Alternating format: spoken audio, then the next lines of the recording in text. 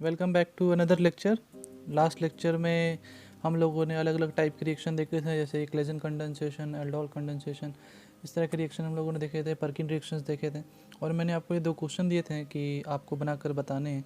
तो चलिए इसको डिस्कस कर लेते हैं। पहले दिन हम लोग लास्ट रिएक्शन की तरफ बढ़ेंगे, जो है कैनिज़ारो रिएक्शन, और आपका एल्डिहाइड कीटोन कंप्लीट हो जाएगा। तो आज आपका एल्डिहाइड कीटोन कंप्लीट होने वाला है। तो चलिए इन दोनों रिएक्शन को बनाकर देखते हैं कि आपका आंसर क्या आया होगा। तो पहले मैं आंसर लिख देता हूँ कि आंसर क्या होगा। अगर पहले वाले में देखें तो पहले वाले का आंसर आपका ये आना चाहिए, क्योंकि यहाँ पर आपको लिविंग ग्रुप दिख रहा है। तो यहाँ से आंसर क्या आना चाहिए आपका कि PH double bond O CH2C double bond O CH3। I hope कि बहुत सारे स्टूडेंट्स का यही सेम आंसर आया होगा। चलिए इसका मैकेनिज़्म देख लेते हैं फटाफट। तो सबसे पहले तो ये तो पता है कि भाई ये जो है स्ट्रॉन्ग बेस जो है आपका यहाँ पे, ये क्या करेगा, अल्फा हाइड्रोजन निकालेगा। अल्फा हाइड्रोजन आपके पास यहाँ है, तो यहाँ से नेगेटिव चार्ज निकलेगा, एक H निकल जाएगा, CH2 हो जाएगा और ये न्यूक्लियोफाइल बन जाएगा। तो यहाँ से मैं रिएक्शन को आगे बढ़ाऊँगा। तो आपके पास क्या है, चलिए हम लोग देखते हैं। आपके पास एक था PHC डबल बॉन्ड OCH3, एक क्या आपके पास है PHC डबल बॉन्ड OCH3, और प्लस आपने न्यूक्लियोफाइल प्रिपेयर कर लिया CH2 negative C double bond OCH3। ठीक है ना, ये आपने फॉर्म कर लिया। तो क्या हो जाएगा भाई, ये जो है ये अटैक करेगा इस पर, ये कहाँ जाएगा, ऊपर जाएगा। तो जब अटैक करेगा ऊपर जाएगा तो यहाँ से क्या बन जाएगा, यहाँ से बन जाएगा आपका PHC, इस पर क्या आ जाएगा, O पे आ जाएगा नेगेटिव चार्ज, नीचे हो जाएगा आपका OCH3, इसको नीचे लिख दिया मैंने।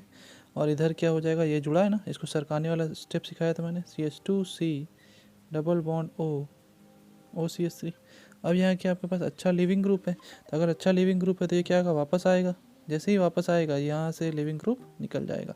तो देखिए वही आंसर आया ना जो भी मैंने बताया था पीछे। क्या आ गया आंसर आपका, PHC डबल बॉन्ड O, इधर क्या हो गया CH2, इधर क्या हो गया C डबल बॉन्ड O, और इससे कौन जुड़ा हुआ है, OCH3। आई होप आपका भी यही सेम आंसर आया होगा और किसी को इसमें कोई दिक्कत नहीं है और ये आपको समझ में आ गया है। चलिए हम लोग दूसरे क्वेश्चन की तरफ बढ़ते हैं और दूसरा क्वेश्चन भी फटाक से देख लेते हैं कि क्या होगा। तो दूसरा क्वेश्चन का आंसर आपका कुछ ये आना चाहिए। अगर मैं आंसर लिखूं तो आंसर आपका ये आना चाहिए कुछ कि HCH, ऊपर हो जाएगा OH, इधर हो जाएगा CH2, यहाँ पे बॉन्ड है, ठीक है ना। तो C डबल बॉन्ड O, और इधर क्या हो जाएगा OCH3।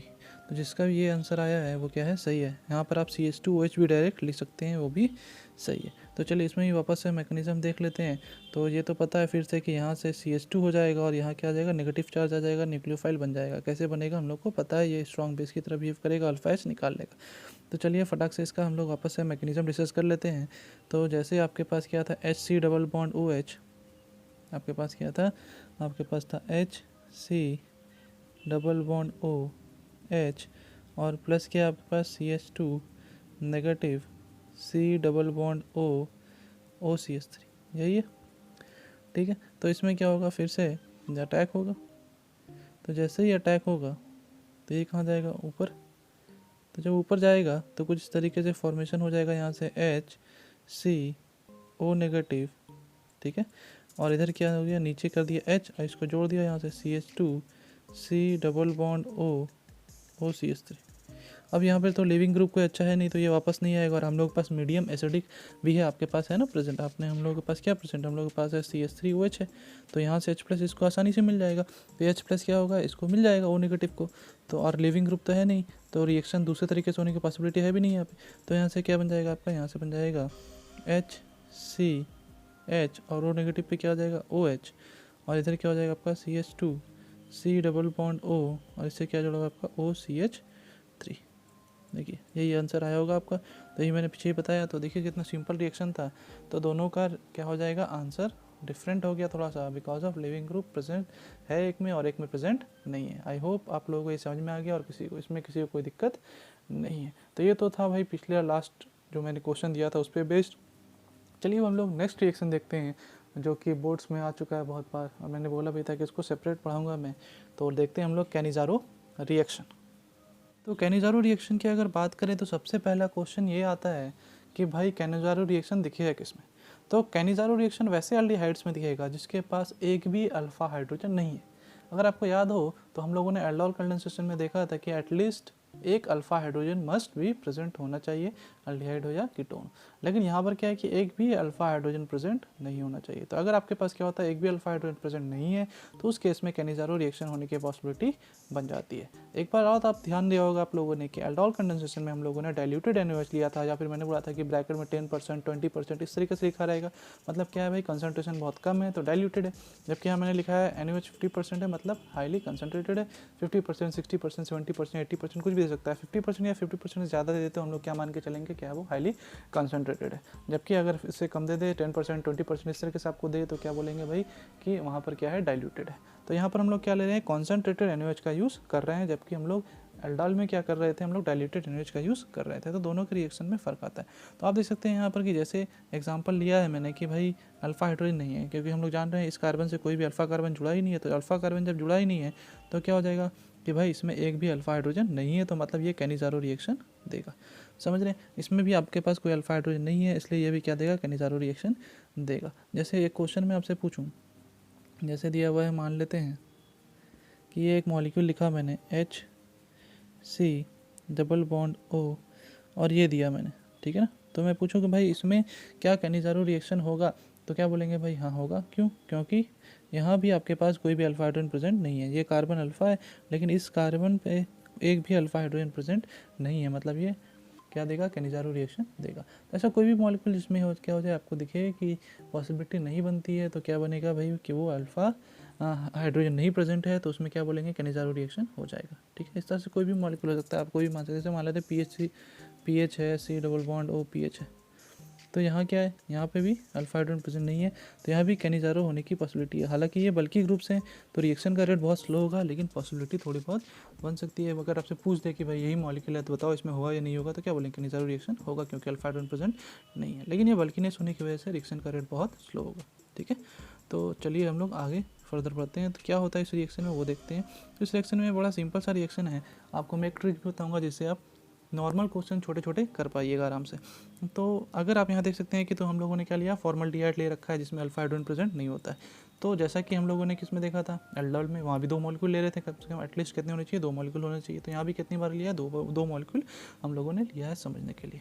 एग्जाम में आपको सिर्फ एक ही बार बना के दे सकता है, जरूरी नहीं कि आपको 2 बार मेंशन करें। तो आप मान के क्या चलेंगे कि कम से कम कितने हैं, 2 मॉलिक्यूल प्रेजेंट है। वैसे तो हम लोग जानते हैं कोई भी मॉलिक्यूल लेते हैं, अगर कोई भी हम लोग केमिकल लेते हैं या कोई भी सब्सटेंस लेते हैं, तो उसमें कम से कम कितना होता है, 1 मोल होता ही होता है। तो उसमें तो बहुत सारे रिएक्शन होते रहेंगे। तो मैं समझाने के लिए मैं बता रहा हूँ इसलिए कि आपको कम से कम कितना मान के चलना है कि 2 है। तो यहाँ पर आपके पास क्या है, फॉर्मल्डिहाइड दिख रहा है आपको, यहाँ भी क्या दिख रहा है आपको, फॉर्मल्डिहाइड दिख रहा है। रिएक्शन में क्या दिया हुआ है आप देख सकते हैं साहब कि यहाँ पर हम लोगों ने लिया है कॉन्सेंट्रेटेड NaOH। तो 2 चीज़ें मिलती है आपको यहाँ पर, क्या मिलती है, 2 चीज़ें मिलती है। एक मिलता है सॉल्ट, एसिड सॉल्ट, और दूसरा क्या मिलता है, एल्कोहल, है ना। एक क्या मिलता है, एसिड सॉल्ट, एक मिलता है एल्कोहल। तो क्या हो रहा है भाई, ये अल्डिहाइड था, अल्डिहाइड सेम ही मॉलिक्यूल ना दोनों। तो अल्डिहाइड से क्या मिला, कार्बोक्सिलिक एसिड ही मिल रहा है। फॉर्मल्डिहाइड से क्या मिल रहा है, कार्बोक्सिलिक एसिड, एसिड सॉल्ट का फॉर्मेशन हो रहा है। पहले तो कार्बोक्सिलिक एसिड बना होगा, तभी तो कार्बोक्सिलिक एसिड सॉल्ट मिला है ना, एसिड सॉल्ट बाद ही बना। और क्या हो रहा है कि भाई अल्डिहाइड से एल्कोहल बन रहा है। तो हम लोग जानते हैं ना कि भाई अगर किसी मॉलिक्यूल का, किसी सेम मॉलिक्यूल का क्या हो रहा हो, ऑक्सीडेशन भी हो रहा हो, और उसी सेम मॉलिक्यूल का रिडक्शन भी हो रहा हो किसी रिएक्शन में, तो हम लोग ऐसे रिएक्शन को क्या बोलते हैं, ऐसे रिएक्शन को हम लोग बोलते हैं डिस्प्रोपोर्शनेशन रिएक्शन। तो इस रिएक्शन को हम लोग क्या बोलेंगे, डिस्प्रोपोर्शनेशन रिएक्शन। क्यों बोलेंगे डिस्प्रोपोर्शनेशन रिएक्शन, क्योंकि भाई सिंपल सी बात है कि अल्डिहाइड को जब हम लोग ऑक्सीडाइज करवाते हैं तो क्या मिलता है, कार्बोक्सिलिक एसिड। तो यहाँ फॉर्मल्डिहाइड ऑक्सीडाइज हो क्या बन रहा है, कार्बोक्सिलिक एसिड में कन्वर्ट हो रहा है। और साथ साथ अल्डिहाइड का जब हम लोग रिडक्शन कराते हैं तो क्या मिलता है, एल्कोहल। तो यहाँ भी क्या मिल रहा है, एल्कोहल। तो देखो एक ही मॉलिक्यूल है, क्या हो रहा है, ऑक्सीडेशन भी हो रहा है, और एक ही मॉलिक्यूल क्या हो रहा है, रिडक्शन भी हो रहा है। तो हम लोग क्या बोलेंगे भाई, एक ही मॉलिक्यूल ऑक्सीडेशन और रिडक्शन दोनों सेम रिएक्शन में हो रहा है, तो ऐसे रिएक्शन को हम लोग क्या बोल सकते हैं, डिस्प्रोपोर्शनेशन रिएक्शन बोलते हैं। इस वजह से कैनिज़ारो रिएक्शन को हम लोग, आप लोग क्या देखिएगा कहीं कहीं पर क्या लिखा होता है, डिस्प्रोपोर्शनेशन रिएक्शन के नाम से भी लिखा होता है। आई होप आपको ये बात समझ में आ गई होगी। भाई कैनिज़ारो रिएक्शन पता कैसे चलेगा, होगा कि नहीं होगा। आपको क्या ढूंढना है, अल्फा हाइड्रोजन, ऐसे मॉलिक्यूल होने चाहिए जिसमें एक भी अल्फा हाइड्रोजन नहीं है। और उसके बाद फिर आपको क्या देखना है कि भाई रिएक्शन में क्या क्या बनता है। तो एसिड सॉल्ट का फॉर्मेशन होगा और प्लस एल्कोहल का फॉर्मेशन होगा। तो प्रोडक्ट बनाना बड़ा आसान होता है, लेकिन पहले हम लोग चलिए मैकेनिज्म की तरफ बढ़ते हैं और पहले मैकेनिज्म देखते हैं। देन मैं आपको एक ट्रिक बताऊंगा, लेकिन वो ट्रिक नॉर्मल केसेस में काम आएगी आपको। नॉर्मल क्या, मैक्सिमम केसेस में काम आती है। बस आपको थोड़ा सा प्रिकॉशन लेना पड़ता है। कब, जब आपको क्या दे देंगे, आइसोटोप्स वाले क्वेश्चन आ जाएंगे। मैंने हमेशा बताया कि आपको जेईई में आइसोटोप्स के क्वेश्चन आते रहते हैं, तो आइसोटोप्स वाले भी क्वेश्चन हम डिस्कस करेंगे, लेकिन एक शॉर्ट ट्रिक में बताऊंगा जिससे आप आसानी से बना सकते हैं। तो मैकेनिज्म की अगर बात करें तो सबसे पहले क्या होगा भाई कि हम लोग NaOH लिया है, वो भी कॉन्सेंट्रेटेड है, तो OH माइनस तो रहेगा ही रहेगा आपके पास। तो OH माइनस जो है यहाँ पे स्ट्रॉन्ग न्यूक्लियोफाइल है, और यहाँ पे आपके पास सल्फा हाइड्रोजन है भी नहीं कि ये बेस की तरह काम करे, तो आपके पास ऑप्शन एक ही बचता है, कैसा भाई, तो न्यूक्लियोफिलिक एडिशन। तो क्या होगा भाई, न्यूक्लियोफिलिक एडिशन होगा, और जैसे न्यूक्लियोफिलिक एडिशन होगा तो क्या होगा, OH माइनस अटैक करेगा। क्यों, क्योंकि इस कार्बन पे क्या है, डेल्टा पॉजिटिव है, हम लोग जानते हैं ना, इस पर क्या है, डेल्टा पॉजिटिव है। तो क्या होगा, इस कार्बन पे क्या करेगा, ये अटैक करेगा। जैसे ही अटैक करेगा क्या होगा, ये ऑक्सीजन नेगेटिव बन जाएगा, तो इस पर क्या आ जाएगा, नेगेटिव चार्ज। तो बताओ इस पर कौन जुड़ गया, OH। तो सबसे पहले स्टेप में क्या होता है, nucleophilic addition of OH negative. I hope आपको ये समझ में आ गया होगा। अब दूसरे स्टेप में क्या होता है, हाइड्राइड ट्रांसफर होता है। क्या होता है, हाइड्राइड ट्रांसफर, और ये स्टेप होता है RDS। क्यों होता है RDS, मैं बताता हूँ अभी। कि भाई क्या हुआ, एक मॉलिक्यूल तो यूज़ कर लिया हम लोगों ने, तो ये मिला हम लोग, पहला मॉलिक्यूल जब यूज़ किया तो हम लोगों को ये मिला। अब ये क्या करता है, ये दूसरे मॉलिक्यूल से रिएक्ट करता है, तो होगा क्या कि आपके पास मीडियम तो एसिडिक है नहीं, मीडियम तो बेसिक है, कॉन्सेंट्रेटेड NaOH लिखा है। तो क्या होगा भाई, ये O नेगेटिव को तो H minus negative, O negative को H तो मिलने से रहा, H प्लस मिलने से रहा, तो क्या होगा, ये वापस आएगा। अब इसके पास ऑप्शन नहीं है, क्योंकि अगर ये OH यहाँ से निकल जाता है तो फिर से वही बन जाएगा जो पहले था। तो क्या होगा, ऑप्शन नहीं है, तो यहाँ से कौन निकलेगा, H negative, hydrogen negative, hydride ion निकलेगा, है ना, H माइनस। और हम लोग जानते हैं कि H माइनस जो होता है वो अनस्टेबल होता है वो। तो क्या ये रुकेगा, नहीं। तो ये जैसे ही यहाँ से निकलता है, क्या करता है, ये जैसे ही यहाँ से निकलता है, ये डायरेक्ट क्या करता है, दूसरे वाले पे क्या करता है, अटैक कर देता है। ये क्या कर देता है, जैसे ही यहाँ आता है वैसे क्या करता है, H नेगेटिव लेकर दूसरे वाले कार्बन ग्रुप पे क्या करता है, अटैक कर देता है। जैसे इस पे अटैक करता है, ये क्या आ जाएगा, ऑक्सीजन पे खुल जाएगा बॉन्ड। तो बताओ इस कार्बन पे ये H जो है, ये हाइड्राइड आयन आकर जुड़ गया, तो क्या हो गया, इस कार्बन पे कितने हाइड्रोजन हो गए, अब 3, 1 2 3, और इस पे क्या आ गया, O नेगेटिव। और ये देखो ये क्या बन गया आपका, कार्बोक्सिलिक एसिड। ये क्या बन गया आपका, कार्बोक्सिलिक एसिड। आप देख सकते हैं ना, क्या बन गया, कार्बोक्सिलिक एसिड। तो हुआ क्या, सबसे पहले स्टेप में क्या हुआ, न्यूक्लियोफिलिक एडिशन। दूसरे में क्या हुआ, हाइड्राइड ट्रांसफर। और ये RDS क्यों है, क्योंकि ये H नेगेटिव निकलना बहुत ही मुश्किल है। तो ये कैसा स्टेप होगा, स्लो स्टेप होगा इस रिएक्शन का। आई होप आप समझ गए होंगे मेरी बात कहने की। बड़ा सिंपल सा रिएक्शन था, पहले अटैक हुआ न्यूक्लियोफाइल का, देन क्या हुआ, आपके पास मीडियम तो बेसिक है, तो ये क्या होगा, वापस आएगा। तो आपके पास कोई पॉसिबिलिटी बनी नहीं, इस वजह से क्या हो गया, हाइड्राइड आयन यहाँ से निकला, और यही क्या करता है, फिर ट्रांसफर हो जाता है दूसरे मॉलिक्यूल पे फर्दर रिएक्शन करने के लिए, क्योंकि इस पर क्या, डेल्टा पॉजिटिव, H नेगेटिव निकला, बहुत ही अनस्टेबल है। ये क्या चाहेगा, कहीं जाकर जुड़ना, ये इस पर अटैक कर देगा। जैसे अटैक करेगा ये यहाँ खुल जाएगा, तो आपको ये 2 मिल जाएंगे ना, ठीक है ना। तो आपको ये 2 मिल गया। अब क्या होगा, लास्ट स्टेप। लास्ट स्टेप में क्या होता है, चलिए देखते हैं। लास्ट स्टेप में क्या होगा, प्रोटॉन एक्सचेंज हो जाएगा। आपके पास क्या है, 2 मॉलिक्यूल मिले आपको, एक ये मिल चुका है एसिड, और एक आपको ये मिल चुका है आयन, ठीक है। अब क्या होगा कि जो ये जो बनाया है ये क्या है, कार्बोक्सिलिक एसिड है। तो ये जो H है ये क्या है, हाईली एसिडिक है। हम लोग जानते हैं ना, स्ट्रॉन्ग एसिड होता है HCOH, क्या है आपके पास, स्ट्रॉन्ग एसिड है। कोई भी कार्बोक्सिलिक एसिड जो उसमें क्या होता है, H जो होता है वो हाईली एसिडिक होता है। तो ये जो है हाईली एसिडिक है, तो ये क्या करेगा, अपना H क्या करेगा, इसको प्रोटोनेट कर देगा। तो क्या हो जाएगा, प्रोटोन एक्सचेंज हो जाएगा। तो बताओ इस क्या बन जाएगा, CH3OH, और ये क्या बन जाएगा, HCOO नेगेटिव। ये क्या बन गया, HCO नेगेटिव। और दूसरा वाला क्या बन गया, CH3OH। तो अगर आप ध्यान से देखें मॉलिक्यूल में इस मैकेनिज्म को, तो हुआ क्या, सबसे पहले अटैक हुआ जिस मॉलिक्यूल पे, वो मॉलिक्यूल कन्वर्ट हो रहा है एसिड सॉल्ट में, है ना। इस पर Na प्लस जुड़ जाएगा तो क्या बन जाएगा, एसिड सॉल्ट। और जिस पे बाद में अटैक हो रहा है वो कन्वर्ट हो रहा है एल्कोहल में। तो यहाँ से एक ट्रिक पता चल गई हम लोग को कि जिस पे पहले अटैक होगा वो बनेगा भाई एसिड सॉल्ट, और जिस पे बाद में अटैक होगा वो बन जाएगा आपका एल्कोहल। तो यहाँ से आंसर करना क्या हो जाएगा आपके पास, ईजी हो जाएगा। तो अगर आपके पास क्वेश्चंस आ जाएं तो देखते हैं भाई हम लोग उसका अटेम्प्ट कैसे करेंगे। आई होप आपको ये समझ में आया क्या हुआ। लास्ट स्टेप में क्या हुआ, प्रोटोन एक्सचेंज हुआ बस, कि इसका H एसिडिक था, स्ट्रॉन्ग एसिड था, ये क्या करेगा, H प्लस प्रोटोनेट कर देगा इस नेगेटिव को, इसको मिल जाएगा H प्लस, और ये आपका आंसर हो जाएगा। एक मिल गया आपका एसिड सॉल्ट मिल जाएगा, Na प्लस इस पर आकर जुड़ जाएगा ना आराम से, क्योंकि आपके पास क्या है, strong base, strong acid strong base reaction करेगा ना। तो क्या हो जाएगा यहाँ पर आपके पास, यहाँ क्या मिल जाएगा, CH3OH। तो जिस पे पहले अटैक हुआ वो सॉल्ट में कन्वर्ट हो रहा है, और जिस पे बाद में अटैक हो रहा है वो अल्कोहल में कन्वर्ट हो रहा है। चलिए इस पे बेस्ड हम लोग कुछ क्वेश्चन देखते हैं, तो आपको और क्लियर हो जाएगा। तो देखिए आपके पास यहाँ पर 3 क्वेश्चन है, जिसमें से एक मैं बताऊंगा, बाकी 2 आपको करने हैं। तो चलिए फटाफट करते हैं आंसर, डायरेक्ट मेथड से बनाते हैं। मैं ट्रिक बताता हूँ कैसे ट्रिक से आप बना सकते हैं डायरेक्ट। तो जैसे आप देखेंगे यहाँ पर सबसे पहले क्या करना है, आपको ये एक ही मॉलिक्यूल दिया है, तो आपको एक बार इस मॉलिक्यूल को क्या बनाना है, एसिड सॉल्ट, और एक बार इसे क्या बनाना है, एल्कोहल। तो आपको बस क्या करना है, इस पोर्शन को ध्यान रखना है, बाकी पोर्शन जैसा है एज इट इज़ वैसा ही रखना है। तो क्या हो जाएगा, पहला बनाना है हम लोगों को एसिड सॉल्ट। एसिड सॉल्ट क्या होगा, ये पोर्शन चेंज हो जाएगा, तो ये क्या हो जाएगा, एसिड होता है तो क्या होता है C डबल बॉन्ड O, और यहाँ क्या होता है OH, लेकिन सॉल्ट बनाएंगे तो क्या हो जाएगा O नेगेटिव और Na पॉजिटिव। तो ये क्या हो गया आपका, एक मॉलिक्यूल बन गया आपका। प्लस साथ में एक और मॉलिक्यूल बनेगा जिसमें किसमें कन्वर्ट होता है, अल्कोहल में। तो क्या हो जाएगा, ये ऐसे ही रहेगा, लेकिन ये जो C डबल बॉन्ड OH वाला पार्ट था ये किसमें कन्वर्ट हो जाएगा, CH2OH में। तो देखिए कितना आसान था, सिंपल था, डायरेक्ट बना लिया ना हम लोगों ने। लेकिन आपको मैकेनिज्म भी सीखना बहुत ज़रूरी है, क्योंकि एग्जाम में मैकेनिज्म बोर्ड में आता है। प्लस अगर आपको आइसोटोप्स बेस्ड क्वेश्चन आ जाते हैं, जो कि नेक्स्ट स्लाइड में आपको दिखाऊंगा, तो आपको वहाँ पे गड़बड़ हो सकता है। तो आप मैकेनिज्म प्रोसेस से ज़रूर बनाएं पहले, तब ट्रिक यूज़ करें। ये नहीं कि पहले ट्रिक बता दिया सर ने, आप ट्रिक यूज़ करते हैं, ट्रिक बाद में यूज़ करना। आप इस तरीके से डायरेक्ट बनाने का, आप मैकेनिज्म पे फोकस करो तो ये ट्रिक अपने आप आपको समझ में आ जाएगी डायरेक्ट बनाने वाली, ठीक है ना। ये प्योर मैकेनिज्म पे बेस्ड था। अब क्या होगा, चलिए फटाफट आप दोनों क्वेश्चन बनाइए पॉज करके, फिर मैं आपको डिस्कस करता हूँ। आई होप आपने पॉज करके बना लिया होगा। तो बताइए सबसे पहले क्या होगा, आप इसको क्या कर ले दिमाग में कि इसको हटाना है, एक बार एसिड बनाना है और एक बार एल्कोहल बनाना है। तो सबसे पहले क्या बना लेते हैं, इसको एसिड बनाते हैं। तो एसिड बनाएंगे तो क्या हो जाएगा, इसको मैं पीएच लिख दूँ, बेंजीन को लिख सकते हैं ना, हाँ तो लिख देता हूँ पीएच। और क्या हो जाएगा, C डबल बॉन्ड OH होता, तो इसको क्या लिख दिया, O नेगेटिव और Na पॉजिटिव। तो ये तो हो गया भाई काम तमाम इसका। लेकिन एक और क्या बनेगा, अल्कोहल। तो अल्कोहल बनाएंगे तो क्या लिख देंगे, पीएच। ये तो चेंज नहीं होगा, लेकिन ये किस में बदल जाएगा, CH2OH में, है ना। एक बार किस में चेंज हो रहा है, एसिड में, एक बार किस में चेंज हो रहा है, अल्कोहल में, है ना। तो एसिड का सॉल्ट बन गया और क्या बनेगा, अल्कोहल। तो अल्कोहल क्या हो जाएगा, पीएच CH2OH। तो एक बार क्या हो गया, ऑक्सीडेशन, और एक बार क्या हो गया, रिडक्शन। समझ में आ रहा है ना, सिंपल सा रिएक्शन था। अब लास्ट रिएक्शन की तरफ बढ़ते हैं। लास्ट भी बना लिया होगा आप लोगों ने, फिर से क्या करना है, वही सोचना है आपको, ये पार्ट दिमाग में रख लेना है, बाकी जैसा ऐसे छापना है। तो इसका आंसर यहाँ से लिख रहा हूँ मैं। तो सबसे पहला मॉलिक्यूल में क्या होगा, इसमें तो कोई चेंज करना है नहीं आपको, तो ये तो ऐसा ही रह गया। बस इसको क्या करना है भाई, यहाँ पर क्या हो जाएगा, पहला बनाएंगे एसिड, तो यहाँ OH होता, तो इसमें क्या लगा देंगे, एसिड सॉल्ट बनाते हैं, तो O नेगेटिव और Na पॉजिटिव। तो ये हो गया आपका।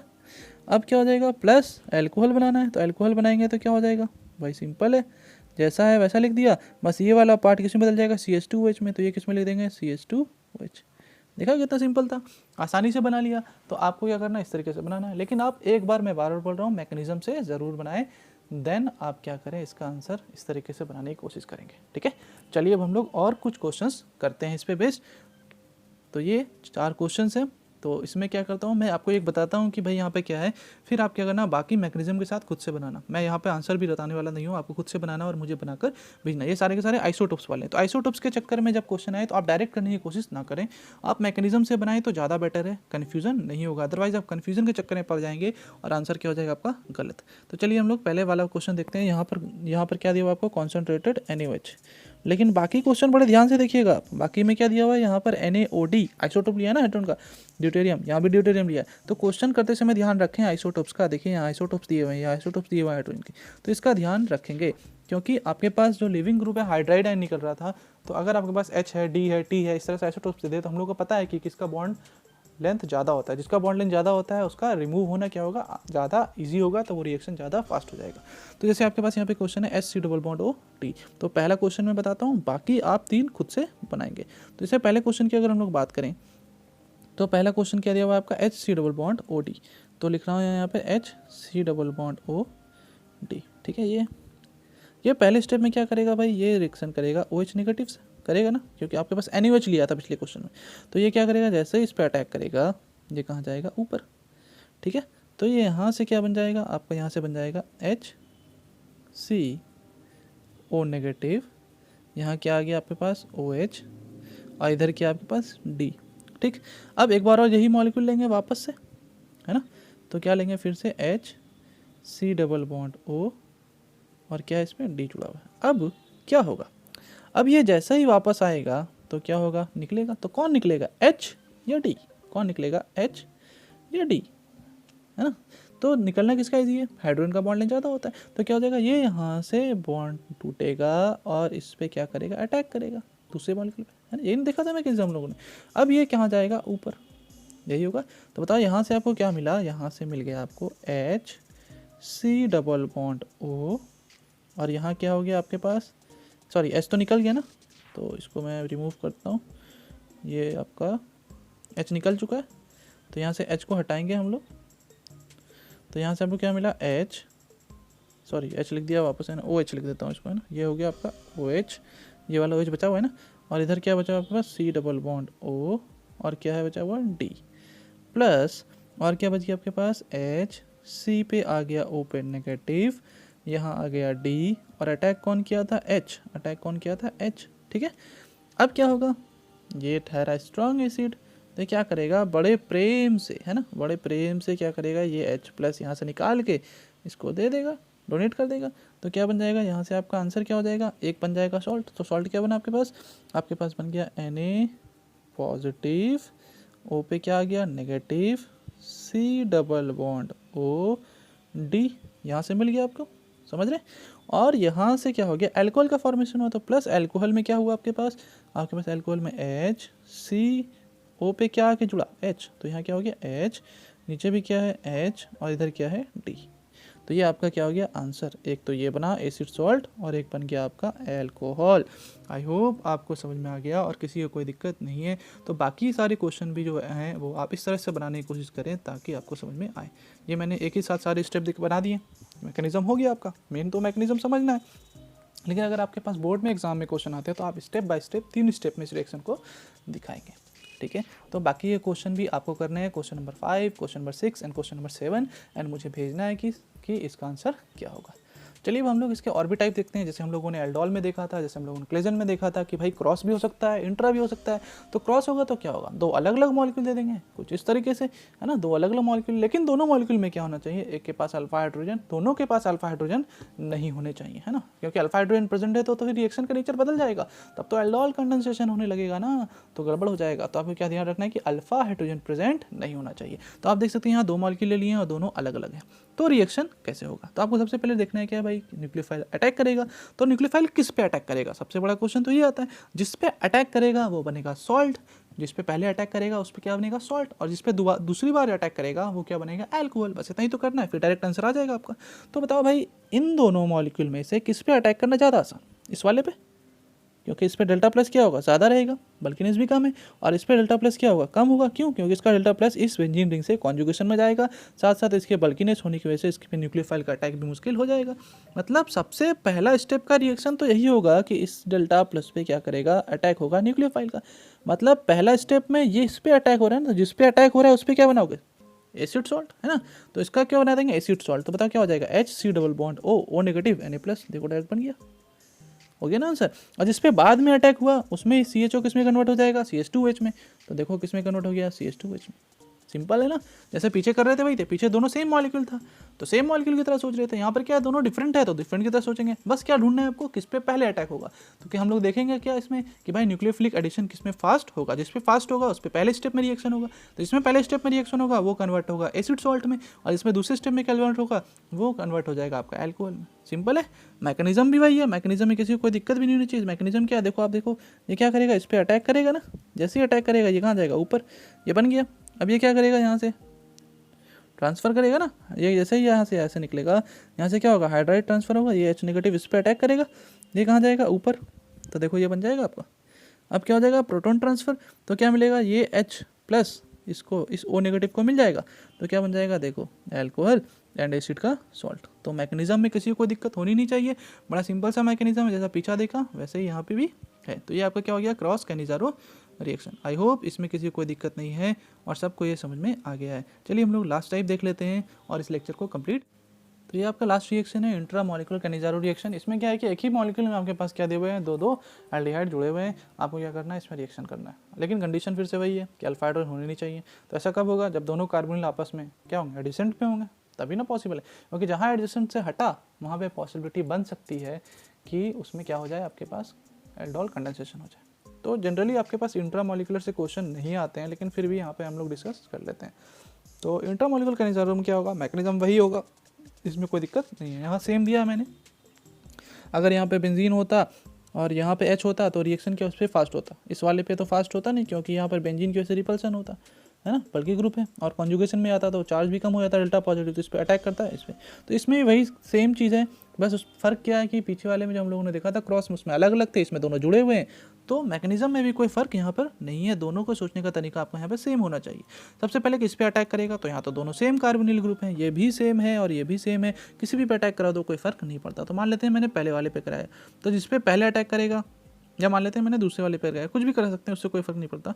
तो जो प्रोडक्ट लिखा है वो दूसरे वाले पे अटैक करा के मैंने लिखा है, लेकिन आंसर जो किया है वो पहले वाले पे किया है। इसको घुमा दो वही चीज़ मिल जाएगा, सेम प्रोडक्ट है। तो हम लोग मैकेनिज्म की तरफ देखते हैं। तो सबसे पहले क्या होगा भाई कि मान लेते हैं इस पर अटैक कराया मैंने, तो इस पर अटैक करेंगे तो इस पर क्या बनेगा, मतलब ये मॉलिक्यूल जो है ये किस में कन्वर्ट होगा, एसिड में। देखिए यहाँ एसिड सॉल्ट में कन्वर्ट हो गया। और ये जो है इस पर बाद में अटैक करवाया होगा, तो इसमें बाद में अटैक करा तो ये किस में बदल जाएगा, एल्कोहल में। तो CH2OH, तो देखो है ना CH2OH, तो जिस पे बाद में अटैक होता है वो बदल जाता है CH2H में, जिस पे पहले अटैक होता है वो बदल जाता है आपके पास एसिड सॉल्ट में। वही चीज़ है, मैकेनिज्म सेम है, कोई फ़र्क नहीं है। जैसे अटैक करेगा ये क्या होगा, ओ पे क्या आएगा, नेगेटिव। देखिए ओ पे क्या आ गया, नेगेटिव। अब क्या होगा, हाइड्राइड ट्रांसफर, ये जैसे ही यहाँ वापस आएगा यहाँ से H नेगेटिव निकलेगा और दूसरे वाले पे अटैक करेगा। जैसे इस पर अटैक करेगा ये क्या आ जाएगा, ओ पे क्या आ जाएगा, नेगेटिव। अब फिर से वही खेल कि भाई ये क्या है, एसिड है, इसको चाहिए H+, यहाँ से निकलेगा H+, हाईली एसिडिक हाइड्रोजन है, इसको मिल जाएगा H+, O क्या बदल जाएगा OH में, और O नेगेटिव पे जाकर जुड़ जाएगा Na+, क्योंकि आपके पास क्या है, कॉन्सेंट्रेटेड Na+, कॉन्सेंट्रेटेड NaOH है, तो यहाँ से आपका Na+ तो है ही आपके पास, तो Na+ क्या करेगा, O नेगेटिव पे जाके जुड़ जाएगा। आई होप आपको इसमें कोई दिक्कत नहीं है और मैकेनिज्म बड़ा सिंपल सा है, तो आपका आंसर आ जाएगा। तो आपको अगर क्या दे दे, मान लेते हैं एक मॉलिक्यूल दे दे आपको, इस तरह का क्वेश्चन दे दे, तो आपको गलती नहीं होनी चाहिए। मैं क्या कह रहा हूँ, जैसे दिया हुआ है आपके पास HC≡O और इधर दिया हुआ है pH, और आपको इसमें दे दे कि भाई कॉन्सेंट्रेटेड NaOH है, और आपसे बोले कि आंसर बताओ, तो आप डायरेक्ट आंसर कर सकते हो। आपको क्या देखना है, पहला अटैक किस पे होगा, इस वाले पे। जिस पे पहला अटैक आएगा उस पर क्या कर दो आप, एसिड का सॉल्ट बना दो, O नेगेटिव Na+, काम खत्म। और जिस पे बाद में अटैक होगा उसको किस में कन्वर्ट कर दो, ये किस में कन्वर्ट हो जाएगा, OH में हो जाएगा ना। तो ये क्या हो जाएगा आपका CH, इस पर क्या आ जाएगा OH, इधर क्या आ जाएगा pH। ये क्या हो गया आपका आंसर हो गया, बड़ा सिंपल है। तो आपको इस तरीके से आंसर करना था बस। जिस पे पहले अटैक होगा वो एसिड का सॉल्ट बनाएगा, जिस पे बाद में अटैक होगा वो अल्कोहल में कन्वर्ट हो जाएगा। तो देखिए किस में कन्वर्ट हो गया, अल्कोहल में कन्वर्ट हो गया। आई होप आपको इसमें किसी को कोई दिक्कत नहीं है और सबको समझ में आ गया होगा। तो जनरली आपको क्या करता है, अल्डिहाइड देखिए देता है, यहाँ पर कीटोन वाला है तो इस वजह से आपको CS दिख रहा है, अल्डिहाइड देता तो ये CH2 होता। तो मैंने बता दिया कि अगर ये भी दे दे तो कोई फ़र्क नहीं पड़ता, आपको सोचने का तरीका वही है, क्योंकि इसमें भी अल्फा हाइड्रोजन प्रेजेंट नहीं है, तो आप आसानी से आंसर कर सकते हैं। ठीक है, लेकिन जनरली आपको क्वेश्चन किस में देगा, एल्डिहाइड में ही देता है। और इंट्रामोलिकुलर क्वेश्चन बहुत रेयर ही पूछे जाते हैं। जनरली आपको क्या पूछते हैं, सिंपल और क्रॉस कैनिजारो रिएक्शन। आई होप आपको अच्छा लेक्चर समझ में आया होगा। तो नेक्स्ट लेक्चर में हम लोग स्टार्ट करेंगे carboxylic acid and their derivatives. तब तक के लिए घर पे रहें, पढ़ते रहें, सेफ रहें। Thank you.